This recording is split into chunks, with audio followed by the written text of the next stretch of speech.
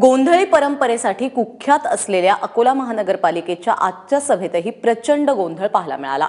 करवाढीच्या मुद्द्यावरती गोंधळ घालणाऱ्या शिवसेनेच्या 2 आणि काँग्रेसच्या एका नगरसेवकाला महापौरांनी एका दिवसासाठी निलंबित केलेलं आहे। यानंतर सभागृहामध्ये खुर्च्या आणि माईकची प्रचंड फेकाफेक करण्यात आली।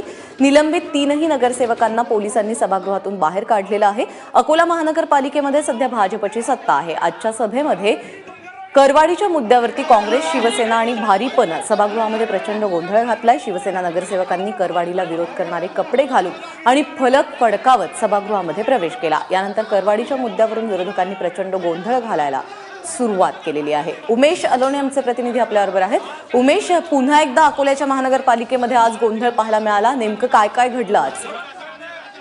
प्राजक्ता, आज आपण सकाळच्या आपल्या बातमीपत्रामध्ये आज महापालिकेच्या सभेत गोंधळ होईल असं एक भाकीत केलं होतं आणि ते तंतोतंत खरं ठरलंय। प्राजक्ता, अकोला महापालिकेच्या सर्वसाधारण सभापतींनी महापालिकेने जी करवाढ केलेली आहे ती नागरिकांवर अन्याय असं म्हणत शिवसेना, काँग्रेस आणि भारिप बहुजन महासंघ या 3 पक्षांनी सभागृहात मोठ्या प्रमाणात गोंधळ घातला आणि हा गोंधळ सुरू असताना महापौर जे आहे भाजपचे विजय अग्रवाल त्यांनी हे तिन्ही जे पक्षाचे सदस्य आहे त्यातल्या काँग्रेसच्या जे विरोधी पक्षनेते साजिद खान पठाण आणि शिवसेनेच्या 2 लोकांना एका दिवसासाठी निलंबित केलं।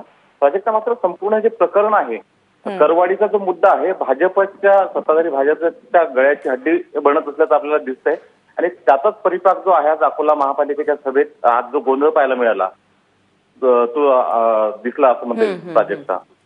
उमेश, धन्यवाद या सगळ्या सविस्तर माहितीबद्दल।